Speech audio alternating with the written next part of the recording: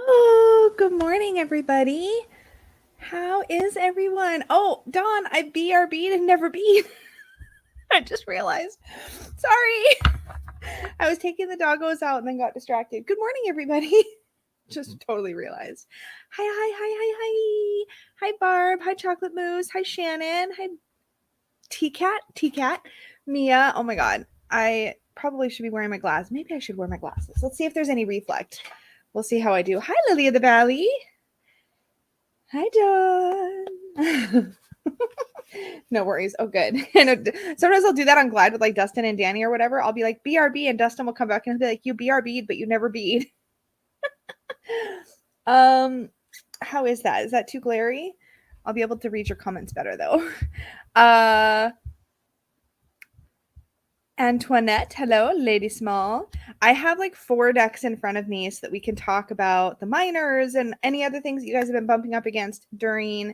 Hi, Kelly in Kentucky. Hello.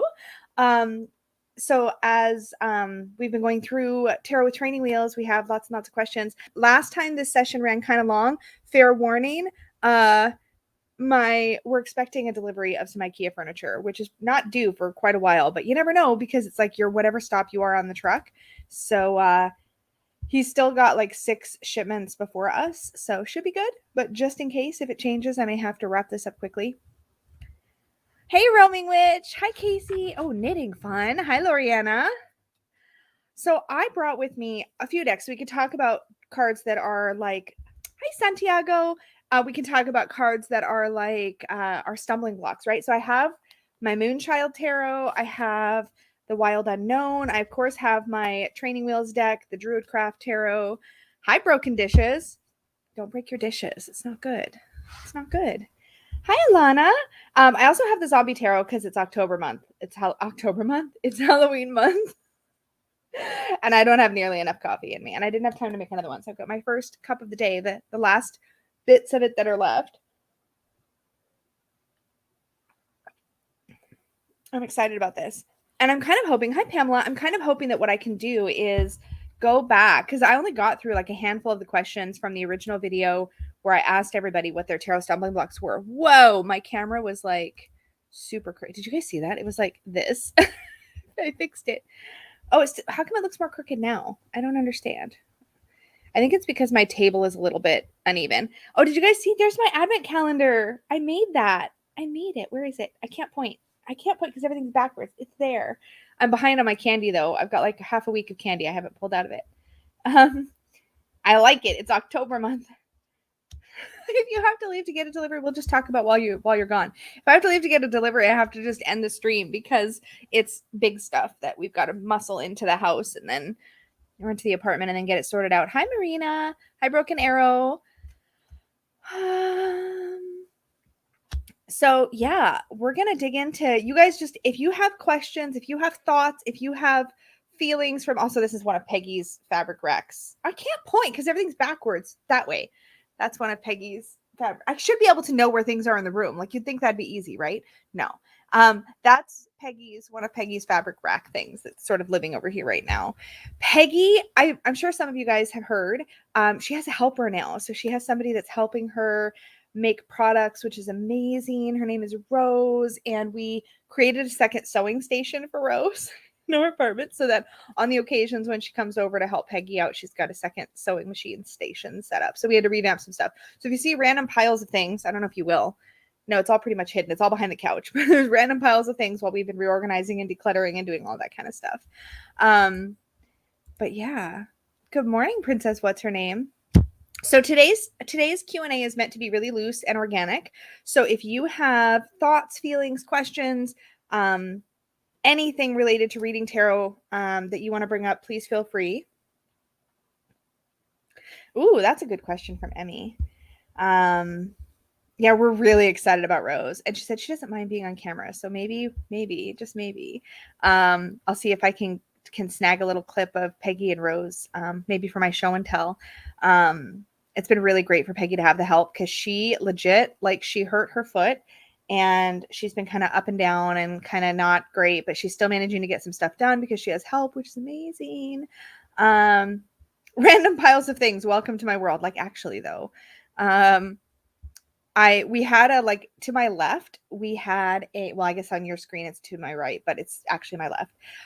We had a whole, like, what do you call it? Like a buffet that we used to like hold our like espresso machine and all that stuff. And we're like, we're going to just get rid of the espresso machine. We totally didn't. We backed out at the last minute, but we had to revamp the kitchen so we would have a spot for the espresso machines. That all had to get revamped. And then the thing that was in the living room is now in the main bedroom.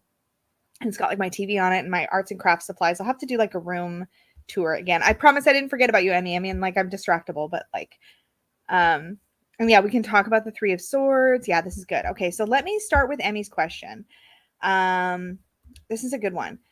How do you deal with decks that depict the harder cards as more fluffy and how to read around it? So do you have any examples in mind, Emmy, that you want to share? Because maybe we can even pull up a photo of an example where you know that a deck depicted, say, the Ten of Swords really fluffy or something like that. And we can, whatever card, whatever hard card, death, whatever, we can take a look at an example and maybe talk through it. Because to me, it's kind of case by case. It's how the image is.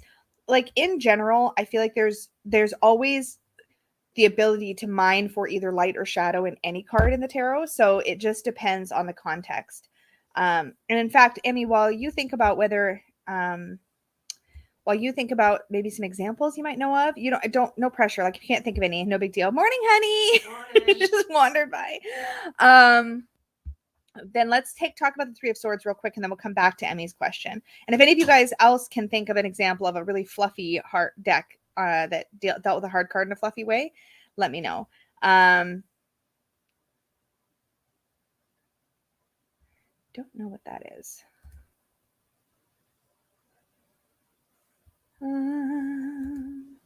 Okay, so let's talk about the Three of Swords. There we go. Okay, let's pull it up in the Druid craft. All my cards are out of order, and Peggy's just waking up, so I don't have my helper to help me dig for cards yet. So give me a second here. They're mostly in order, I think. Also, I have kind of wet nails. They're still drying. And again, we'll come back to that fluffy card question. I don't want people to think, oh, like an animal dex. Okay, yeah. That's okay. You don't have to think of one. If anybody else can think of one, let us know. But in the meantime, and we will come back to it because I do want to talk about it. But let's talk about the Three of Swords. I'll pull out the Druid craft one. I'm going to pull out the Wild Unknown one as well. And be thinking about your questions while we do this too. Oh, yeah. That was kind of fluffy too. That's a good example, but I don't have that. Well, I guess I could pull that image up. I'd like to pick a different example because that one was so contentious for people, and I don't want it to go down a rabbit hole that we're not intending. I want to keep it on the topic, but I totally get what you mean by that card. That did take it more hopeful, I would say, for sure. We'll kind of pocket that one in case we can't think of another one. And Caitlin, no, I did mention it in the first lesson that I wouldn't be going into reversals. I think it's a lot if you're just starting to get into tarot to add reversals to it. It's like trying to teach yourself the meanings of 78 cards times 2. And I can't math right now, but that's like 156. Did I just math in my head really fast? I'm impressed. Okay. Yeah, okay, these are good because we've got a couple really interesting examples. And I'm going to pull my RWS too. Northern Animal Tarot is such a great deck. I've been hearing good things about that. I feel like I've been hearing good things about that from you. Yeah. Yeah, exactly. It's not that it is a good example. I just, I don't want it to go crazy in the chat. Okay.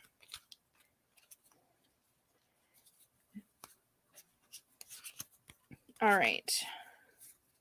Okay, we have reversals shuffled into my deck, and I don't know why. Why did that happen? It was probably from the last one of these sessions. I bet you it was. I was probably just fussing with the deck. Okay. I know the Reflective Tarot is so beautiful. I freaking love it so much. And I've never been excited. I've talked about this before, but I've never been excited about a Rider-Waite-Smith. Okay, apparently I can't focus this morning, you guys. I'm sorry. Please bear with me. This is literally me on a normal day. It's just... Oh, Alana, it's already on its way to me. The Mini Mons Tarot. If you guys haven't seen it, I wouldn't call it a mini. I'd call it more like a standard, a slightly smaller than standard. It's very much the size. It's about the same width, it looks like, of a standard tarot deck, maybe a smidge wider and a smidge shorter.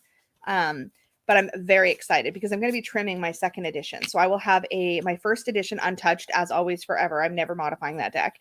I'll have my untouched I can't find this card, you guys. I'm so distractible. I'll have my untouched. There it is. I'll have my untouched first edition. I'll have my trimmed second edition, and then I'll have the untrimmed third edition, or well, not third edition, but travel edition. Okay, that took me forever. I can't wait till Peggy's available to help me hunt for cards. Okay, so let's talk about the card that I used in my nails are still a little wet.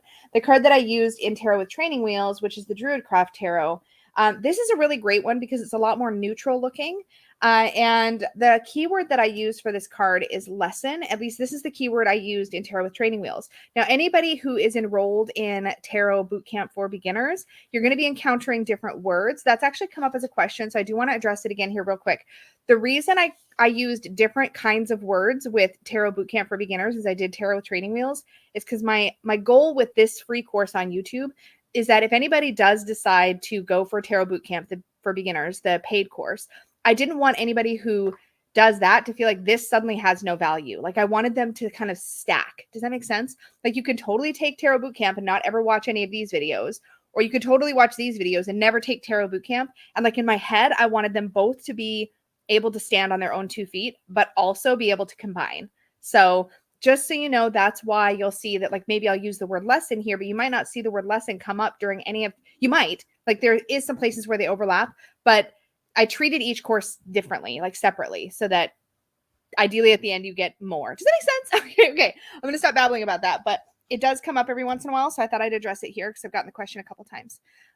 Anyways, Three of Swords. I can focus, I promise. So classically in the Rider-Waite-Smith, it actually looks like a heart stabbed by 3 swords. So let's talk for a second about the suits and the energies of the suits, and no reversals in boot camp either. Basically, I'm trying to build courses from the ground up. So just I want to be able to answer these questions, and I'm just distractible. So come with me along the ride of my crazy brain. So the reason I don't read with reversals regularly, that's something that I've only started to play with more in the last 2 years. I've done it a little bit in the background, but what I want is to, whether it's a course on my website or the stuff I do here on YouTube, I just wanted to meet everybody at the very beginning, and then we can build from there. Like I definitely want to do more courses for the website. I'm probably going to build into intuitive reading before I build into reversals even, but we can definitely talk about them more. I'm going to be continuing, by the way, I should mention this now too. Well, I swear to God, we'll eventually get to Casey's question. Poor Casey. She's like, are you ever going to answer about Three of Swords? The other thing I wanted to mention is that I've decided I'm going to continue with these live Q&As about reading the tarot, because I think these are really helpful, and the loose flow of it lets us cover a whole lot of different topics, which is great. So I'm going to be calling it, I wrote it down. Hey, honey, would you grab my black planner from my table whenever you have clothes on? Yeah. So that you don't flash the internet? Don't flash the internet. Definitely get demonetized. I'm going to continue them. Troubleshooting. I remembered it. Troubleshooting the tarot. So we're going to continue these as a series. So you'll be seeing these Q&As pop up every once in a while on the channel going forward, even after Tarot Bootcamp, just so you guys know, because I think these are really helpful. We can kind of hack things out and chat back and forth about how to read different things. So that's a great place where we can chat more about reversals too, because I definitely want to, it might be a while before I do any kind of course that kind of gets into that, because I want to build the basics and then add it as a layer, because that's kind of how I treat it. Yeah, I've been hearing that a lot. Actually, a lot of you guys have been commenting that watching the playbacks of these Q&As has been really helpful, or the previous Q&A has been helpful, which is one of the reasons why I was like, this needs to stay as a series. So we're going to do these, not necessarily every single month, but definitely pretty regularly. So anyways, now we're going to get back to the Three of Swords. Thanks for letting me sidetrack and answer other questions. I'm so excited for court cards too. And we're going to have another one of these Q&As after the court cards for that reason. My planner. It's not urgent. It's on my table. Black. It's in a black case. Okay. Oh my God. Now it's upside down. It's like karma. Okay. So the Three of Swords, this is the Rider-Waite-Smith. This is the reflective version. So here's the thing. Let's talk for a second about the energies of the suits, because this is where we get really confused about this one, because this feels like an emotional card. And in some ways it is when you look at the traditional Rider-Waite-Smith meaning, but swords we know is the suit of the intellect. Thanks, babe. You're welcome. Swords is the suit of the intellect. So we want to think about what's happening in our mind. Now, to give some context for the way that I view this card, let's start off by saying that, or I guess asking a question of you guys so you can kind of think about it for a second. When something happens to you, and it affects you emotionally, do you think about it? Like, does your mind kind of get going about it? Do you sometimes find that you have an emotional experience and then you kind of like spiral through all these thought processes about all the things that emotional experience can mean, what it means about you as a person, what it means about somebody else, what it means about your future? Do you find yourself having an emotional experience and then analyzing it with your wife for days and days and days because that's how you operate? I'm not, I mean, speaking from experience, maybe. I think this is why we need to kind of remember that each elemental suit, the swords being air and the intellect, the pentacles being earth and the body and earth and money and resources and finance, cups being emotion, and wands being sort of impulses and passions and all that kind of stuff. It when you look at these individual elements, I think we can easily forget that they're not in separate individual boxes. Like some of us, speaking totally for myself, are really good at compartmentalizing. I'm going to take these off for a second because it's really just, the reflections are distracting me. So some of us can compartmentalize really well. Hi, I'm one of those. But you also will find that they all bleed into one another. We have an emotional experience and we think about it. We think about something and then we start having an emotional experience. We feel something, or we feel an impulse or a passion for something, but we may also have emotions or thoughts about those things. So we may be dealing with a work thing, but our emotions might be involved. So these elements, they do tend to bleed into each other. And I think that's one of the things that we need to remember about the Three of Swords and the traditional sort of way of looking at this card. One of the most common keywords you'll hear out and about this card is heartbreak, which is really confusing because we're like, but we're in the mind, not the emotions right now. And I think that's the thing that is worth remembering, is that it's not just in its own little box. It's kind of mixed up here. Now, the way that I have intellectualized it and the way that I talked about it in Tarot Boot Camp is that the Three of Swords to me is about something. Threes in general, numerologically, we're often talking about learning, expansion, and growth, right? We've gone from a 2, which is just two things kind of connecting, to the 3 where we're expanding and growing. So the way that I always look at the Three of Swords is there's growth happening in the mind, but it's as a result of some kind of emotional experience. Sometimes that emotional experience is because we've been learning, but we're learning the hard way. A lot of us go through periods in our life where we're learning how to navigate things, but we're learning it by going through difficulty, right? Sometimes it's not romantic. I don't think this very rarely comes up for me, by the way, is romantic, specifically romantic heartbreak. It doesn't come up like that for me in readings. I very rarely will read it that way, but I do often read this as learning something in a difficult way, learning something where we feel like we're maybe going through the ringer a little bit, but we are learning as a result of that experience. So that's one of the ways I like to look at it. Numerologically, again, remember, we're still growing in the mind. There's still a benefit. There's still something positive happening for us. We just might not be feeling it right now. We might be feeling a little bit like down. We might be feeling a little frustrated. Yeah, learning a painful lesson. Yeah, exactly. So you can always think of the sword stabbing the heart as the ouchy part of learning whatever lesson that is when you get an image like this, which is so common in decks, right? But when you get an image like this, you have a lot more options for how you can read it. You don't have to read this as heartbreak at all. You can ignore that the stone underneath is kind of heart-shaped. You can look instead at this trunk and how it's got 3 marks made by 3 swords. And you can remember that those 3 marks left by the 3 swords, yeah, it's like the kind of experience that's going to leave a bit of a mark on you. It's a kind of experience that's going to leave an impact, because most of the big lessons we learn in life come with some kind of ouchy moment or some kind of, I don't say scar, but definitely some kind of a not so smooth ride, right? We've had some bumps in the road. It's kind of like you learn how to choose a good roommate when one screws you over. Like, you know what I mean? It's like little things like that add up to big life lessons, but they also tend to leave marks, right? And they tend to impact how we think about things in the future. So let's reel it into the mind again. These kinds of things tend to affect how we're going to experience our life in the forward. Yeah, in the forward, in the future. I can't words. It's fine. Peggy's just looking at me like, what? You're such an expert over there. I know. I'm amazing. Yeah, I'm the I best. love how you invent terms. Oh yeah, I just make up words on the fly. It's great. So this is the Three of Swords from the Wild Unknown. And I like this because what we see is this bound up image, right? These swords are all bound up by all of these ribbons. Mm.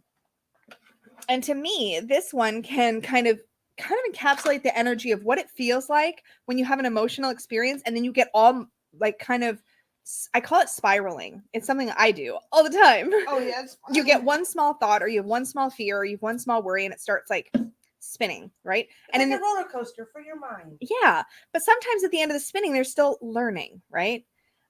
Shakespeare made up plenty of words. So true. Lady Small says the Three of Swords in the Legacy of the Divine Tarot help me see the card the way you describe. I can't remember, and I've used that deck for years and years and years. Of the Divine Three, we're gonna Google. See if I can bring it up here. Oh, yeah. This is perfect. I forgot. Okay. So let me open this image in a new tab and share it so you guys can see what we're talking about. Share screen, share tab. Oh, that's real big. Okay, let's bring it in a little bit. Okay. Can we all see this? Okay. Let me pull Lady Small's comment down here. So here in the Legacy of the Divine Tarot, you see 3 swords and there's just a single tear rolling down her cheek. It's like that experience of having learned something, but there's been it hasn't been smooth sailing, right?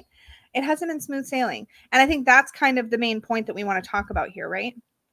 So while I'm here, actually, let me go back to just me for a second. Let's see if I can find it. There's a deck I'm thinking of. Let's take a look at, see if I can find some examples of a fluffy deck.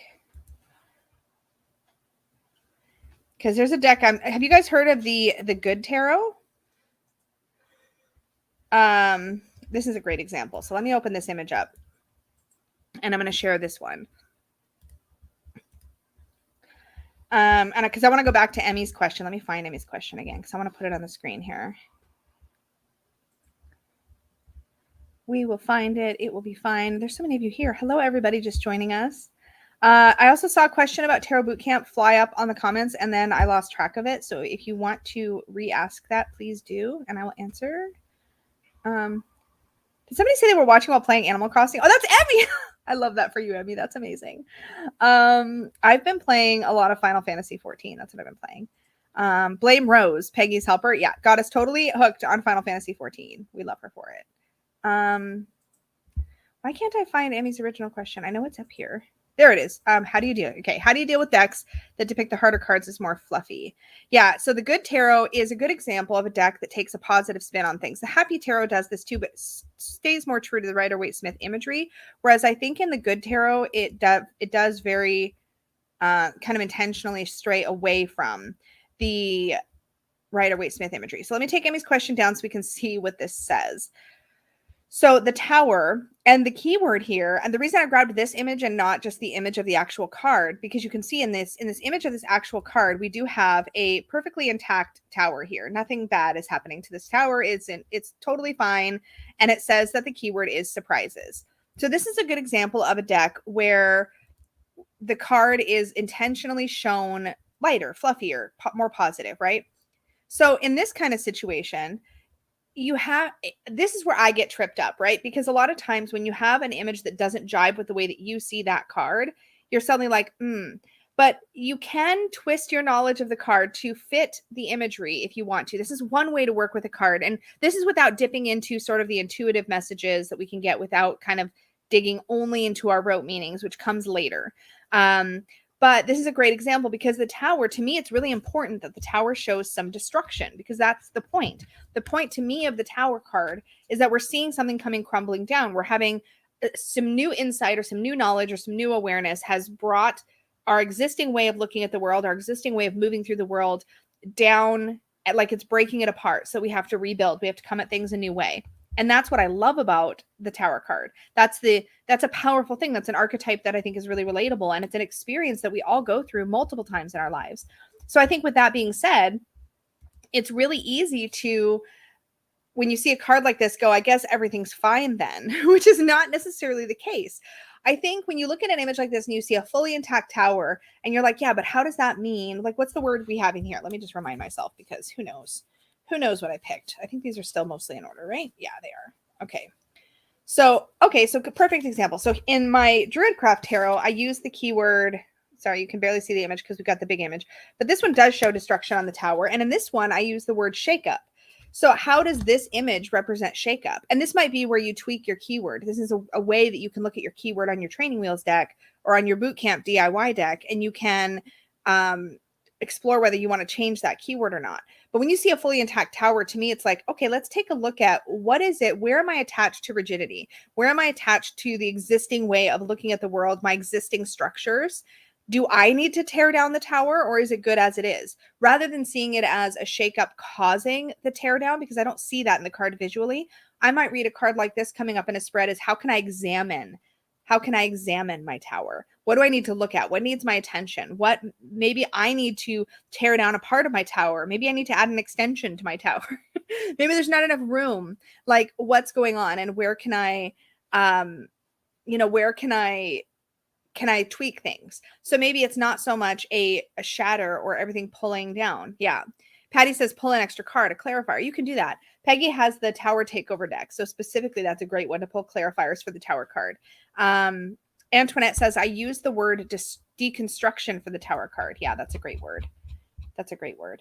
Deconstruction. Because deconstruction can happen externally, like some outside force or some outside realization can cause it. But you could also be the one that causes the tower to fall down, right? Where is the rest of my... Where did I just put my tower card? I don't even know what I just did. Okay, hold on. Let me go back to here. Check your defenses. Yeah, that could be a good thing for sure. Absolutely. And I'm going to scroll up and see if I missed any, but I see this question here. What do you do when you're reading for a client and you have moments when you feel stuck and things aren't flowing? That's so personal. Normally what I do in those moments is I let myself be in silence and I let myself just sit with the card. And sometimes I'll even tell the client, I think I need a second to just kind of soak this in, because the impulse, especially when you're in front of a client and you're reading, the impulse I think is to pull another card. I think the impulse is to kind of scratch that. We'll just move on kind of thing. And I think it's actually a lot better to sit with it and see what comes through. Sometimes in a moment of just stillness, when you just take a moment to take a deep breath, more information will come to you. I'll examine the image. I'll see if something outside of maybe that card's traditional meaning jumps out to me. And this is where we get, again, more into intuitive reading. Those are the kinds of things that I'll do to try to recalibrate. But one of the best gifts I ever gave to myself as a reader when I'm working with clients is to give myself permission to just tell, and I record my readings, right? And I'll literally say, okay, I'm just going to be quiet for a second here. Or there's just going to be, I just need a few moments to take in what's coming through. And I'll give myself that moment to let it come through. Because I think sometimes we feel that pressure to constantly be filling the silence. I was talking about this with a friend last night. Like sometimes we feel like we need to insert words, and it can be a little self-conscious to just sit and be in silence for a moment, but that can really, really help. That's my personal feeling, is that it's best to sit with the card that came through and wait for the message to come through. And if you're still stuck at that point, don't forget you can also jump ahead or jump backwards. And sometimes I find that if I start on a different card, it all starts to flow again, and then I can go back to the card that's kind of stumbling me. Yeah, Rainbell says, interesting how often you notice something in a card you've never noticed before. Yeah, that happens a lot. Okay, I want to scroll up and see if I've missed anybody else's questions in the meantime. And don't feel like you have to, hold back. Just share whatever question you want.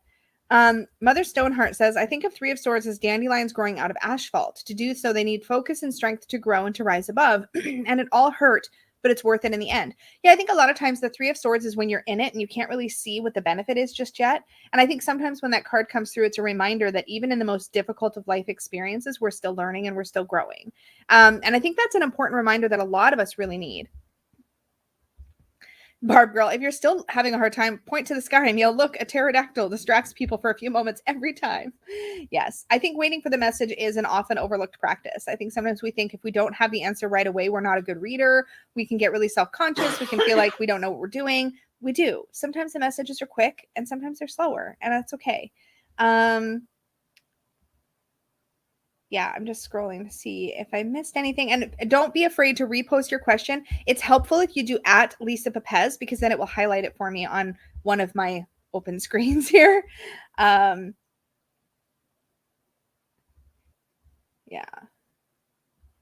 I think that's it. And then somebody asked a question. Joan asked a question about wanting to join Tarot Bootcamp, but can't figure out how to. You just go to my website and click on the link at the top that says Tarot Bootcamp for Beginners. And it should take you to basically a purchase page where you can just read the description. There's a link you can click to, you can see the full course outline. And you can even click on the first lesson and watch it, which is kind of the introductory, like here's what we're going to be doing kind of video. If you go to the main page and they'll say, click here if you want to learn more, you can click that. And it'll take you to the full course outline and you can click the first lesson. And you can just add it to your cart like a tarot reading or like anything else on my shop. And it stays there. Like you remain. It stays there and you have access. There's no time limit. It doesn't roll out lessons at a particular date. It's go at your own pace. You just do your own thing. All the content is there for you to access whenever and however you want. Lady Small says, another way I see Three of Swords is that toxic thinking is breaking my own heart. That's a really cool way to look at it. Yeah. And I think it's important to note that at least my style of reading is very contextual.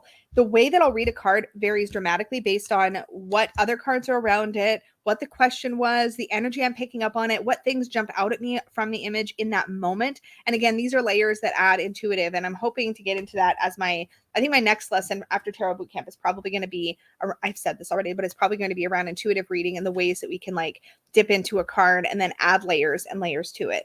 Because that's an integral part of the way that I read. And I can't fully separate my like sort of rote tarot knowledge from what it looks like in practice when I lay cards on a table. And it's also a very different experience for me reading for myself versus reading for somebody else. And I don't know if you read for other people, if you've had that experience where reading for myself feels very rote. I lean into guidebooks a lot because I want that unbiased layer on what I'm doing. Whereas when I'm reading for other people, the messages flow in a completely different way. Alana says, currently I only read for myself. I try to verbally interpret the meanings, but I often find myself understanding, but unable to articulate it verbally. Yeah, exactly. That's really common. I think it's been helpful to me to write down what I'm thinking about what the reading means in a daily practice or a mostly daily practice. That's been super, super helpful for me to be able to recognize what is really jumping out at me and to be able to kind of sit with it and move on from it. From there, it's really great. Aw, thanks, Linda. Here we go. So this is a great question. So Dancing Pantalone says, I'm having some troubles discerning the difference between the 9 and the 10 of cups. Could you maybe talk about these cards and the differences in them? Hey, honey, can I put you to work? 9 and 10 of cups. Thank you. I'm going to also pull it out of the zombie tarot because that'll be fun. Oh, the 9 of cups is right on the top. That's handy. 8. These kinds of comparisons and distinguishing between different cards is really a great part of a great thing that we can do in these videos. It's been really, really, it's started some really interesting discussions for sure. There's the 10 in the zombie tarot. And let's do the Druid craft. 9 and 10 of cups. I probably should start putting, oh no. Yes, you should. Man down, man down. I dropped a card. I'm gonna have to put my glasses back on. I'm already halfway through the deck and haven't found either one of them yet. You can do it. I believe in you. Peggy needs some boosting. She's having trouble. There's 10. Well, you found one of them. See? All you needed was a little cheerleading. It's true. We're going to pull it out of the Moonchild too this time. 9 of Wands, 8 of Cups. Oh. I'm not ready to take those from you yet. You have to just hold them for a second. Figure it out. My hands are full. My hands are full. Okay. Come on now. This is such a beautiful card. Okay. I have a lot of feelings about this. So I'm going to start with the Rider-Waite-Smith ones that Peggy pulled because this is the image we'll see the most often. Yeah, Jackie says, I've read 9 of Cups as a single person emotionally fulfilled. Oh, thanks, babe. You're so helpful. I really appreciate you. So you hand me another deck. Yeah. Where did it go? I was reading a comment. Oh, here we go.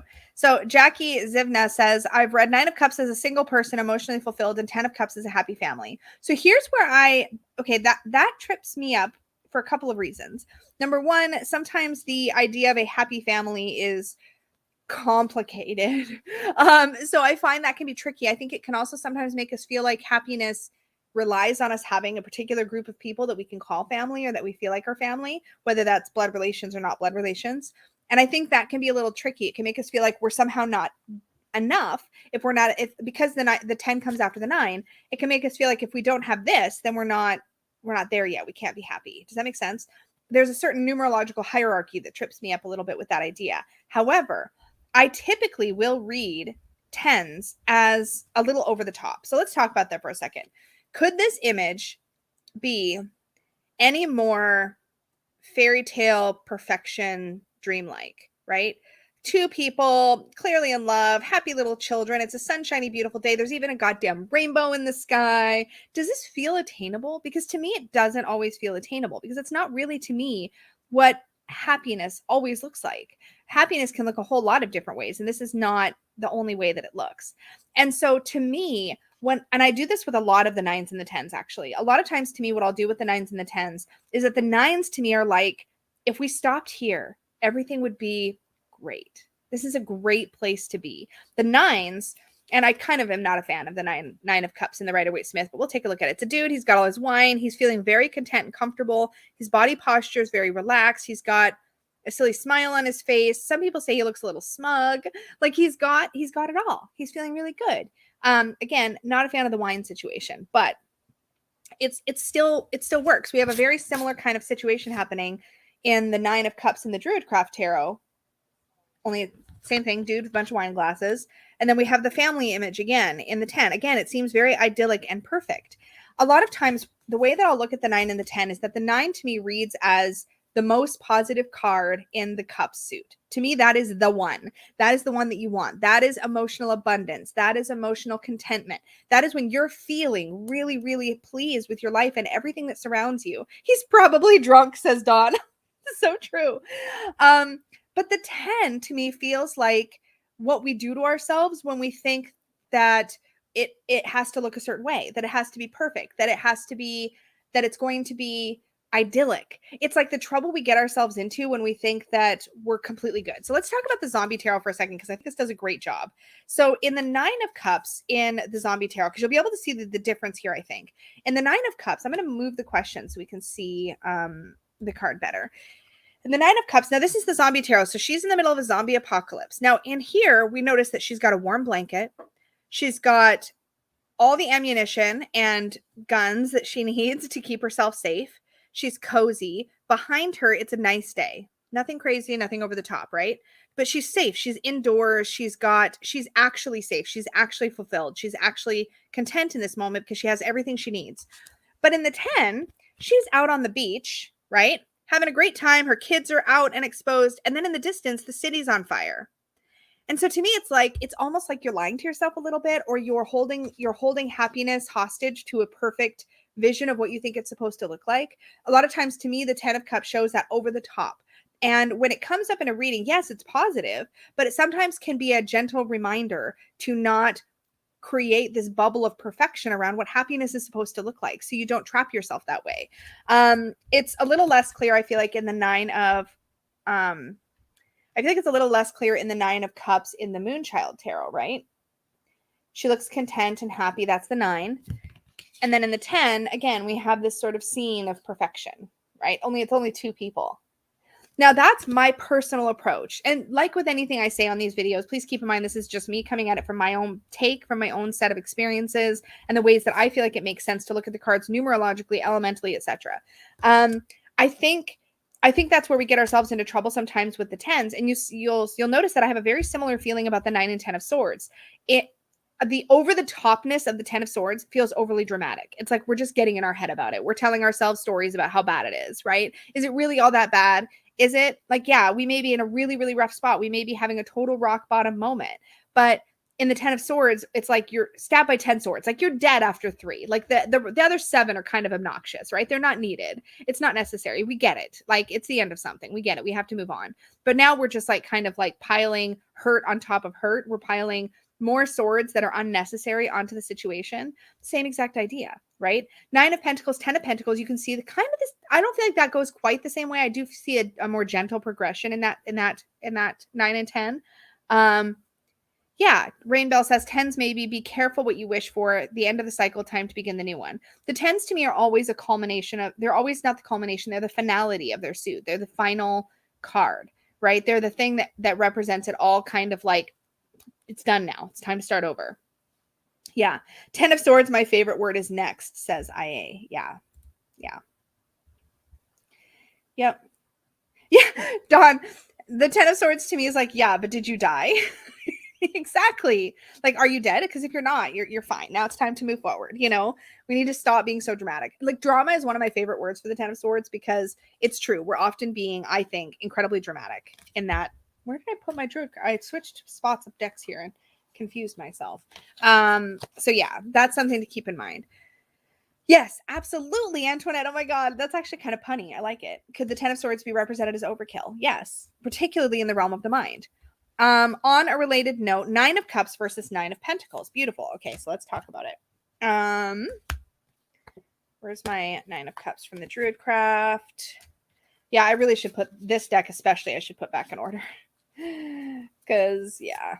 Okay, 9 of Cups, 9 of Pentacles.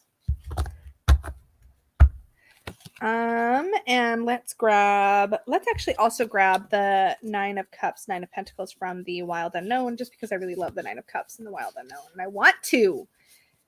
My video, I can do what I want. Reminding myself all the time. I want to. 10 of Cups versus 10 of Pentacles. Oh, but 9 of Cups versus 9 of Pentacles is so good. I want to talk about that one first. We're going to talk about that one first. I don't care what you meant to ask.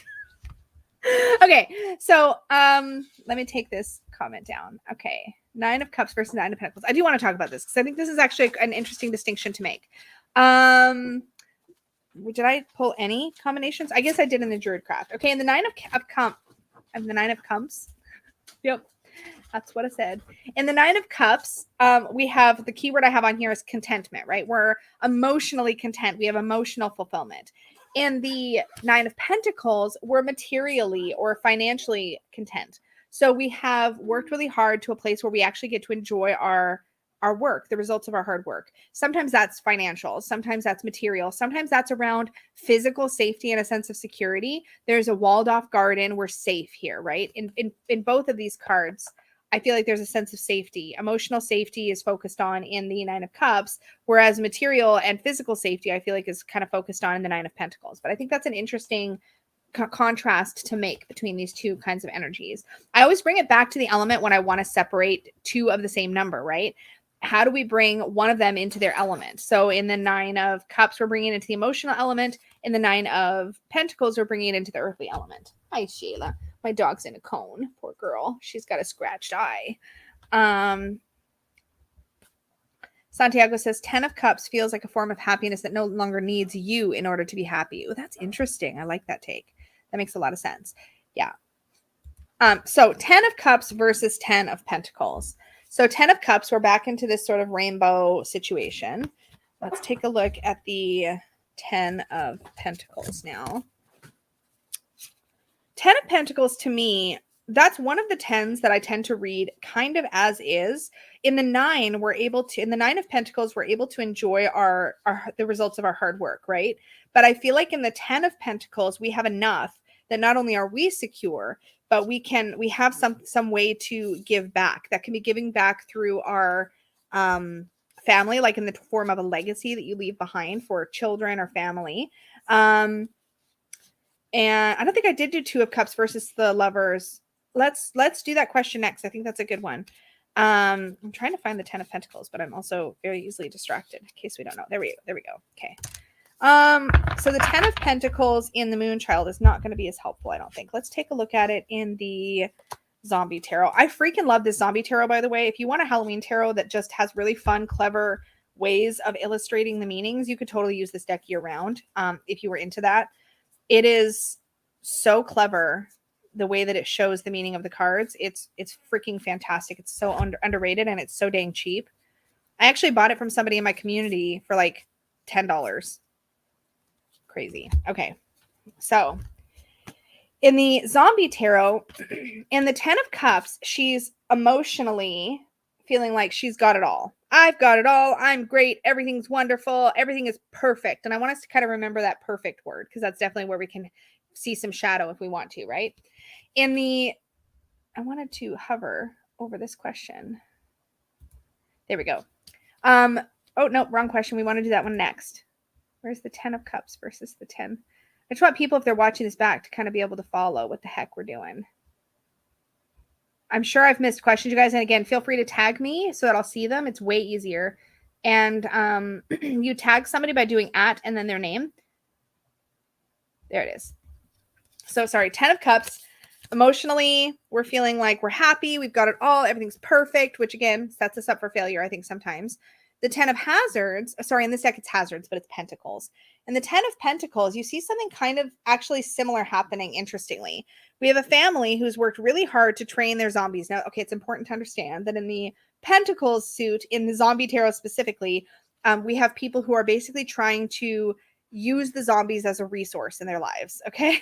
So in the 10 of Hazards, or in the 10 of Pentacles in this deck, you see that this family is being waited on by a zombie maid and a zombie butler. And everything seems super great. Now they've trained them to the level where they can trust them with their kids and their pets and so forth. Probably. This actually has almost a 10 of Cups feel. It's like, but can you really? Like, are you really that secure? This one actually feels like it feels energetically a lot like the 10 of Cups to me because of the way that it's depicted. But if we take a look at a classic 10 of Pentacles versus 10 of Cups. Let me use the Rider-Waite Smith. Oh my God. These cards are trying to fly out of my hands. If you look at it more classically, it's a little bit, to me, it's not the same. It's not that same kind of energy. Because typically I'll see the 10 of Pentacles as being, again, you've worked really hard, but now you're almost like at that place where you're like in retirement. It's that kind of feeling, like not necessarily actually, but you're in retirement, and now you know that you've got enough security and safety, that your family is also secure and safe, that the people around you are secure and safe.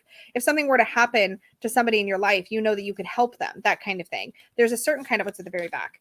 There's a certain kind of, here we see generations, right? We usually will see somebody elderly. We'll see like usually a couple and also a child.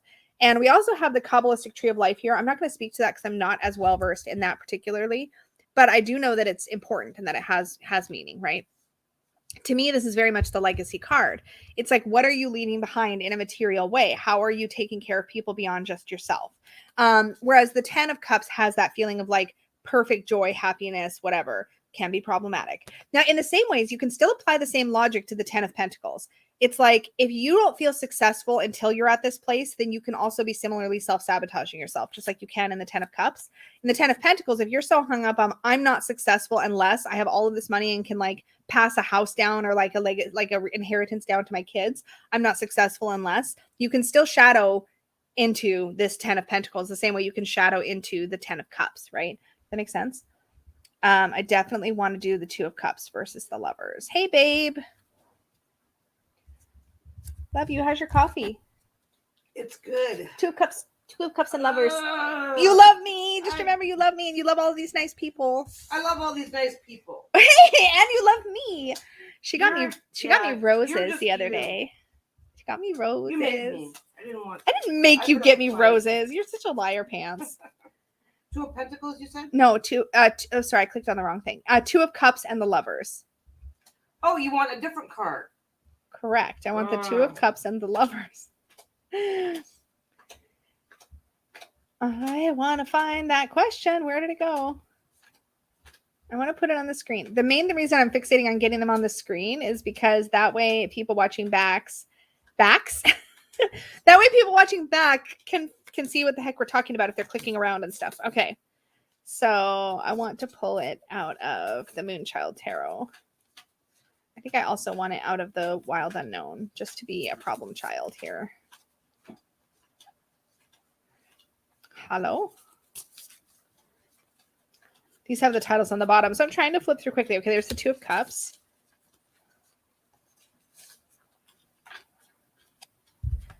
Traja. Love you. Uh-huh. You're such a good helper. I'm over here trying to mind my own business. I don't know why you think you can sit out here and mind your own business. I thought Peggy was supposed to get you a tiara. Well, you know, me too, but she's all talk. All talk, no action, that one. Oh, she's giving me such a look. No, I don't mean it like that. I have a deck of cards here that you would like me to not throw across the room. This is so true. I feel like... look, you get me one with no... I have to stop and look at every single card now. Oh, yes, we can definitely look at those. Shannon, don't let me forget. You might have to repost it in a second. Okay, here's the Lovers in this one. Okay, let's talk about the Rider-Waite-Smith and a couple of other examples. Okay, so this is the main reason why, one of the main reasons why I don't view the Lovers necessarily as romantic love every single time, because I feel like that's done really beautifully by the Two of Cups. So we're going to talk about it. In the Lovers, now, the Rider-Waite-Smith Lovers, I wish we had a Marseille version of the Lovers here because I think it really helps to clarify things. The reflection is probably not doing me any favors on this camera. But this is the kind of image we get in the Lovers, right? We have the man and the woman. We have the angel kind of blessing their union. It's all very Adam and Eve. Woohoo. Great, right? But in my Druid Craft Tarot, I should have pulled this one out because, of course, this is the one that we're using in our course here. Okay. Oh. I've clearly pulled the Lovers in a previous, maybe we did talk about this. Did we talk about this already? It doesn't matter. I don't care if we talk about it again. I'm totally good with that. We're going to, I think this is worth saying, we're always going to hit some of the same territory because I have the worst memory and will never remember if we've done it already. But also as we continue with these kinds of videos. Because I can't even tell. Yes, that's the two. Some of the cards are labeled. Some of the cards have the thing on them. Some of the cards are just a two. Welcome to the, I can't. Okay, well, can you find the Lovers in that? Okay, we got this. Okay, we're back to the Rider-Waite-Smith. We can do this. Oh my god, I'm just gonna sit over here and sort decks for you. Yeah. What am I looking for? The Lovers? The Lovers. And the keyword at the bottom should be commitment, I think. Okay. One of the things you'll hear a lot is that the Lovers represents choice, right? Because a lot of that comes from the traditional way this card was depicted. So the traditional Lovers card was a man choosing between two women, essentially. So you'd see three figures on the card. You'd see some kind of angel representation up above. You'd see one dude, I think, was there an angel actually in the Marseille? Now I can't, I wish I had one with me. Anyways, the main figures is you'd have the man figure in the center or whatever. He's trying to choose between essentially somebody more virtuous and somebody more exciting. The mother archetype versus the lover archetype in a way. Does that make sense? Oh, that's a good one. Where's the other one? Did I put, can I get the Two of Cups from that one too? Because I forgot to set it aside. Thanks, I love you. The looks Becky gives me. Anyways, please. You slobber. I did. You're giving me looks. So to me, okay, let's back up. So he's trying to choose between one or the other. Two of Cups. Yes. Two of Cups. And the issue is that you're trying to make a choice. That's not in order, but it's almost in order. Kind of in order. Just enough. Oh, but you're going to take it out of order. Good job. Flipping through them that way takes, it's fine. You do you. It's okay. You're good. Oh man, you guys are in so much trouble. Once, because it's a freaking you and your... Hi, Lunaria. Okay, sorry. I'm going to focus. So the thing about the Marseille Lovers is that often our primary figure is trying to choose a path, right? He's choosing a path for his future. Is he going to go with the person that's all this virtue and like maybe going to be a good mom? A good life partner? Is he going to go with the person that's going to be more exciting, maybe where there's a lot more like attraction and lust? And this is why the Lovers card feels very romantic and about dating, and it can be. You can definitely look into those aspects. But the most important point to me about the Lovers card is that there's a choice being made about something we're going to be committing to for a long, long time. So depending on the context of the reading, you might read this as you're making a choice about who you're going to spend your life with or who you're going to date. Of course, it's almost all. Thank you. You're the best. I love you. Yeah, you better. Whereas, okay, so does that make sense about the Lovers? We're looking at making a choice. Yes, the context of the card visually is romantic, but that choice doesn't have to be romantic. The commitment we're about to make doesn't have to be romantic. It could just as easily be us trying to decide between staying at our day job or going and pursuing a side gig, right? That could be the same kind of choice. One is going to maybe feel more exciting, maybe fill our cup. One is going to represent more stability. Same kind of idea. So that's the element of choice. At the end of the day, you're choosing something to commit to, for sure. Yes, let's talk about sevens. I think sevens are a great one to talk about. Okay. Don't let me forget your questions, you guys. And again, please feel free to repost them. I want to make sure I get Shannon's question. I'll have to find it. I don't remember it, but it has 6 in there. Anyway, the Two of Cups. I wish I had my Osho Zen Tarot to show. Actually, you know what? Let's pull it up. Oh, I accidentally highlighted a comment. Wait. I mean, I'm glad you're loving it, but also I want to get back to the Two of Cups versus the Lovers again. Screw it. I'm not going to try to find it again. We know what we're talking about at this point. Okay. Let me pull up. I really need to pull up the Osho Zen Tarot 2 of Cups, because this is the image in my mind when I read this card, and it really solidified the way that I look at it. So let's pull up the image so you guys know, have the context for what I'm kind of going to be talking about. Are we going to be grainy AF? It doesn't matter. It doesn't matter. We'll be grainy. Okay. Let me share my screen so you guys can see this card. Yeah, that's definitely one way to look at it, IA. It's not necessarily my approach. Okay, there we go. So let's talk about the 2 of Cups, and we'll talk about it in context of the Rider-Waite-Smith. They're just handing each other a cup, basically, right? They're toasting. They're clearly committed to one another. The reason I love this image so much is because visually it speaks one key theme, about romantic connection to me. The 2 of Cups to me represents this harmonic relationship with somebody else. We have a pink tree, we have a yellow tree, and if you look closely, where the 2 trees overlap is the color orange right in here. Do we see that? So like, to me, whenever this card would come up, when I was learning with the Osho Zen Tarot, that is what always stood out to me, was each tree maintains its own individual color, right? The tree is still a pink tree. The yellow tree is still a yellow tree. But they've created this Venn diagram where they overlap, they've created this new thing together, this new relationship. To me, that is one of the essential meanings of the 2 of Cups.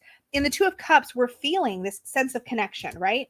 But each person has a cup that is the same size. Each person is equally giving into and taking out of that connection. There's a harmony, an emotional harmony to the relationship. Each person is giving and taking. And I know that we see similar kinds of energies in the 6 of Pentacles, in the 2 of in the 6 of Pentacles. We'll see that kind of energy. But to me, the Lover's card, thank you so much. You're the bestest ever. I am fucking awesome. Did you just put them all in order? No. Oh, okay. You looked at me like you've done something good. Okay. No, I'm trying to wake up still. So similarly, if we look at the Moonchild Tarot, we have the Lover's card. Now this one definitely looks like romantic love, right? But they're very entwined with one another. Again, there's a commitment aspect. That's kind of what I try to bring it back to. I try to bring it back to commitment. But in the 2 of Cups, we're not necessarily like married to this person. We're not fully committed to this person necessarily, but we are each offering something of equal value to the other. There is a balance there. So when I see the 2 of Cups come up in a reading, whether it's for myself or somebody else, I'm looking at where does that person feel, or who do they have in their lives right now where they feel that sense of like, this is a situation where we can let our guards down. Oh, hey, babe. Since I know what question's next. 7s, all of them. All 4 7s. Yeah. You're such a good helper. You owe me. Round of applause for Peggy being so awesome, helping me sort through decks. Yes, we started at 10:30, Lily. So here is our Lover's card, very entwined, very caught up in one another. Again, commitment in the Druid craft. See how this is very like, we're very in it, and we're in it for like the long haul, right? Whereas in the 2 of Cups, it's newer. We're not committed yet, but there's a recognition of equality. There's a recognition of give and take. We are on an equal playing field. And I think that's the thing to kind of keep in mind about these differences between cards, is you want to look at body language and the difference. Okay, here's a great example. I love these 2 in the Wild Unknown. So in the Wild Unknown Lover's card, these 2 geese, they're obviously in the same flock. They're flying in formation. And literally aerodynamically, the way that it works is they're supporting one another to each have to fly with less physical energy, right? Are you going to do something weird and want the 7 as the chariot too? Yeah, I might as well pull it just in case. Mm-hmm. Yeah, no, probably. All sevens. So there's a commitment here. They're helping one another over the long term. There's the idea of the long flight, right? There's a long-term commitment. Keep these over here. Yeah. And the 2 of Cups here in the Wild Unknown, there's an exchange of roses. Again, both cups are equally full. You get this feeling of not having anyone be depleted to serve the other, right? There's a feeling of serving each other. You can get that from both of these cards, but they have a different feel. This feels like a little bit newer, and this feels more long-lasting, particularly if you're looking at them both romantically. Does that make sense? I hope I gave you guys some things to consider about those. Here you go, baby. You can have these back. Have you had much of your coffee yet? We're pulling out the sevens because I want to address that question. Uh-huh. I'm going to pull them out of. Oh, you probably should have those back too. Keep them with your deck Aren't you done with these? I don't need them back. for now.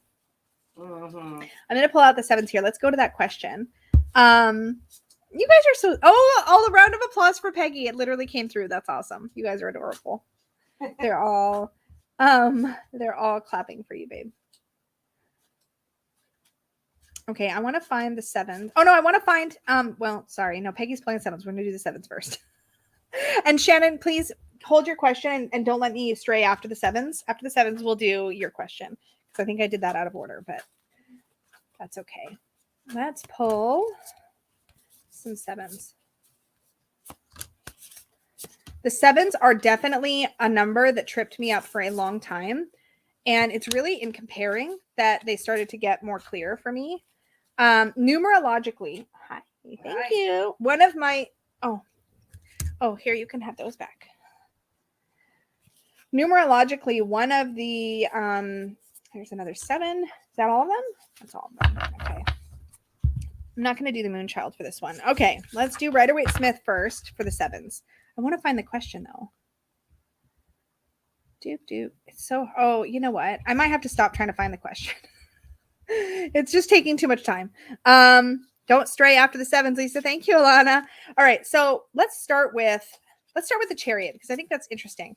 Now, the sevens numerologically, I find that when I see the 7 in a pip deck, I wish I had a pip deck to show you, like a Marseille or a playing card deck. The 7 in a playing card deck, you'll often have, unless I'm mistaken, 2 rows of 3 of the pips. If you picture up, we could do this on the internet, guys. Let's do this. 7 of hearts. There we go. Yeah, this is exactly what I mean. Okay, let me open this image in a new tab. And let me share this. This will work. We're going to need 6 of swords and something, I think. I just need Shannon to remind me what we were looking at.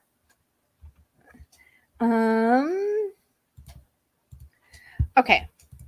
So here's the 7 of hearts in a playing card deck. So this is going to be a similar, I shouldn't say this is a similar layout in Marseille because I literally can't remember. But if I remember correctly, in Marseille, you'll usually have 2 rows of 3 or 2 curved swords of 2 sets of 3 curved swords, the singular sword in the center. Whenever you have an odd number in a pip deck or in a Marseille deck, there's one usually that's disrupting everything, right? And that's kind of what we're seeing here.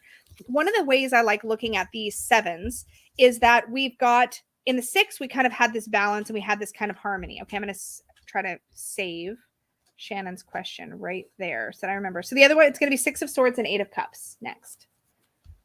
Okay, so you have 2 rows of 3, and then you have this 7th heart sitting right in the middle. I keep trying to point to it. I don't know if you guys can see my mouse, but there's this 7th heart right in the center, kind of near the top in this particular card. But like, you get the idea. There's 2 rows and there's 1 in the middle. One of the ways I like to look at the 7s is that there's 2 roads and you're in the middle. Which road are you going to take? There's a bit of a crossroad or an evaluation element to the 7s, in my opinion. Now, if we start with the Chariot, this starts to make a sort of sense. And I'm going to reference, let me put the playing card away for now. What I'd like to do is reference, I did a video, and I mention it every once in a while because I really put like a lot of thought into it. But I did a video quite some time ago where I did a meditation on moving you through the 7 chakras. It's a guided meditation video. I put some pretty visuals. It was my fanciest editing at the time. I was very, very proud of it. But I did 7 chakras, took us through the 7 chakras, and I associated each of the chakras with one of the major arcana cards. So as you're going through each chakra, you're going through an environment related to one major arcana card. In one of them, I think I kind of blended 2 major arcanas, but regardless. In the Chariot I associated with the solar plexus, and I'm off to like the races now. But the point is this. In the Chariot card portion of the meditation, you're on a path. You're kind of going down the same path. And at a certain point, you realize that path is probably not serving you any longer. And you have an option to go down a new path. Now, in the Chariot of the tarot, which is a 7, in the Chariot of the Tarot, we have this drive to move ourselves forward, right? We're fixing our eyes on a destination. We're trying to move in a direction. And I think moving in the direction, that impetus to move forward is what's happening in the Chariot card. And oftentimes in the sevens, we have an impetus to change or shift something about our circumstances. Excuse me. There's an evaluation. There's a crossroad. There's a moment of what next happening in the seven. I'm missing so many comments, but I love that y'all are hanging out and chatting. This is great. Oh my God, Barb. If you pull the Nine of Pentacles in her reading for yourself, then you must go to this site, and it's a Peggy bag link. That's hilarious. Sorry. I'm going to get back on track. I just want to make sure I'm not missing anything major. I think I'm good. Okay. I think I'm good. Oh, no, don't lose Shannon's question. There we go. Okay. So let's take a look at all of the sevens now and consider this idea of evaluating, of like reevaluating, of like figuring out what next. Like we've got these two paths. Maybe the second path isn't even clear. Maybe we're just on a path and we're trying to decide what next. So let's take a look at the Seven of Cups through that lens. We have somebody who's considering all of these different things, all of these different options. Which thing are we going to put our energy into? Which thing are we going to grab? There can be good or bad choices made, but there's definitely a sense of evaluation. There's definitely a sense of daydreaming and considering what's possible. The Seven of Cups to me is often about our imagination and considering what our options are and considering what we could be putting our energy into emotionally, that sort of thing. Okay, so Santiago shares Marseille Seven of Cups is 3 on top, 1 in the middle, 3 in the bottom. Seven of Pentacles is 2 in the top, 1 in the upper middle, and then 2 and 2 again. So again, you still have that 1 kind of disrupting, right? And then, okay, so anyways, back on topic. So Seven of Cups, we see that energy of like evaluation, right? We can see it here. So Seven of Pentacles, we have a farmer who's planted a seed. He's done, his bush is there. It's starting to bear fruit.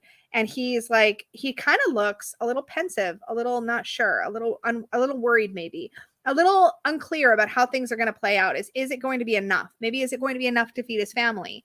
Is he on the right path? Has he done the right kind of work? Is he where he wants to be to meet his goals? There's a sense of evaluating there and waiting and considering and like, what are the fruits of this labor going to be?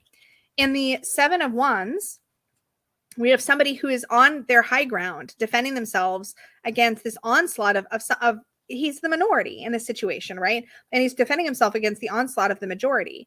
And so the evaluation, where is the evaluation in this? Is he just dying on the wrong hill? Like, is he over defending? Is he defending something that's outdated and maybe he needs to move with the times? Or maybe is he needing to really step into a place of standing up for his beliefs and like really advocating for what it is that he wants to see in his life or in the world? That could be happening here in the Seven of Wands. And in the Seven of Swords, we see somebody who's like evaluating, if you think about it, right? They're trying to change their future. There's an idea of, well, whatever I've been doing hasn't been working, so I'm going to try it this way. Now, there's also an element in the Seven of Swords of not being completely sure what's happening in the image. Is he stealing these 7 swords? Maybe he's stealing them back from an enemy camp and bringing them back to his original camp, but he's decided to try to shift his fate in some way. There's a shift happening in the 7. Where is that shift taking us? We don't know yet, right? But there's an uncertainty and a loss of footing happening, I think, in the 7s that we're trying to kind of get a feel for what it is that we're going to do next. So let's take a look at a couple of other examples here since Peggy did all the hard work of pulling them out for us. So in the Chariot and the Zombie Tarot, we have a vehicle here that is packed and is running away with, it's a hearse. It's a hearse. This deck is hilarious. Okay, so there's our Chariot 7. In the Seven of Wands, we have the same thing, right? Here's a little zombie, like kind of fighting off bigger zombies. And he's like, he looks like he's actually defending his personal corpse, maybe? I don't know. But you get the same kind of energy, right? There's like is it worth like getting overpowered by all these other zombies for this like half-eaten corpse there? Sounds gross. Seven of Hazards. This guy's actually evaluating somebody. He's actually got a zombie in there that he's doing some testing on. Is he on the right track with his research or is he not?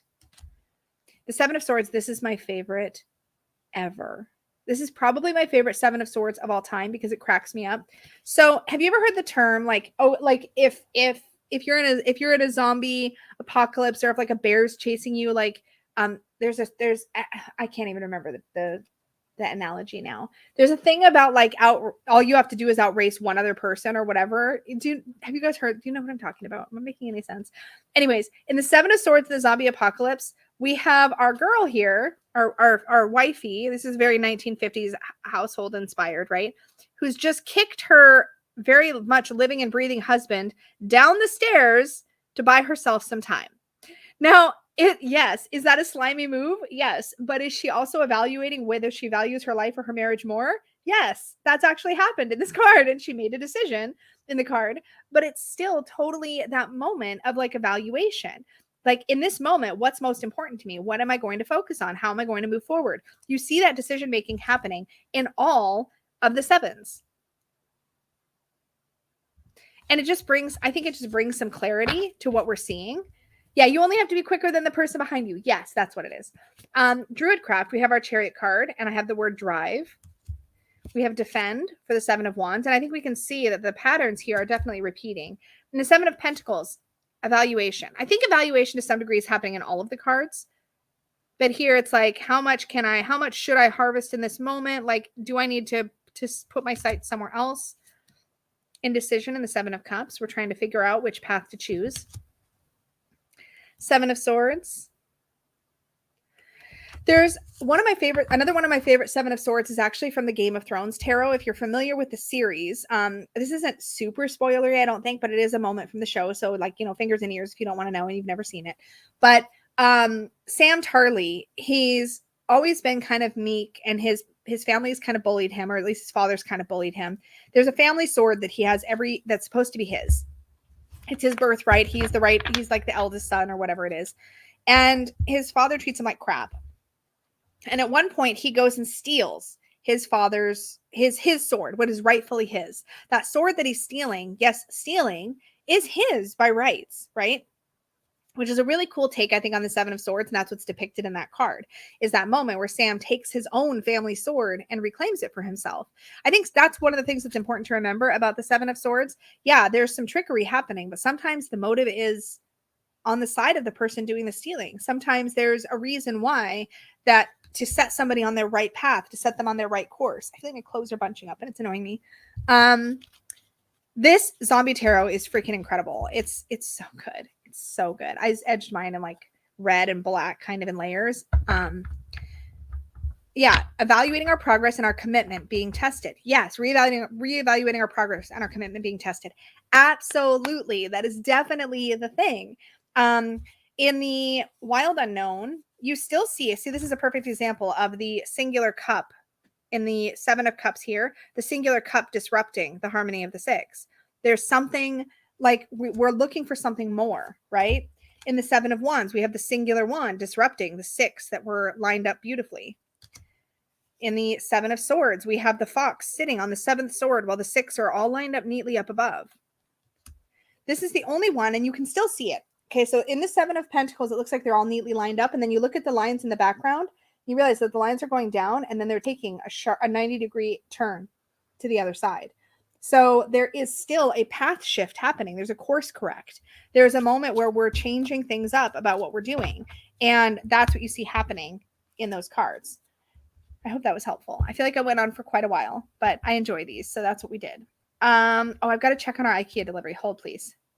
Let me just refresh this. If you don't know, we're waiting on an IKEA delivery. And depending on the timing, it's not supposed to get here for another like hour or so. But depending on where the truck is, I may need to wrap this up early. So we're just keeping an eye. I think we're still on track, so we're fine.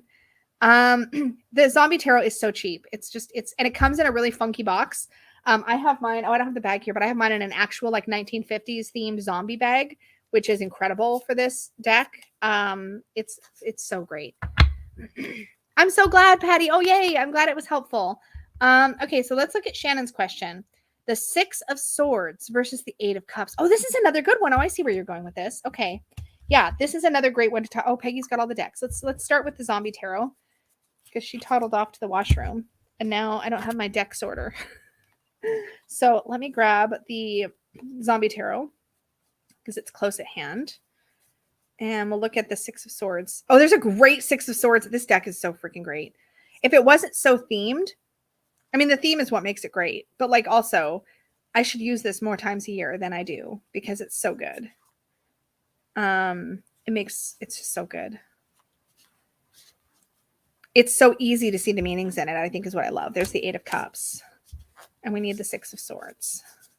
This is a good one to talk about. Because they're both in a way leaving, right? There's departures happening in both of the 6 of Swords and the 8 of Cups. 6 of Cups. No, we want 6 of Swords.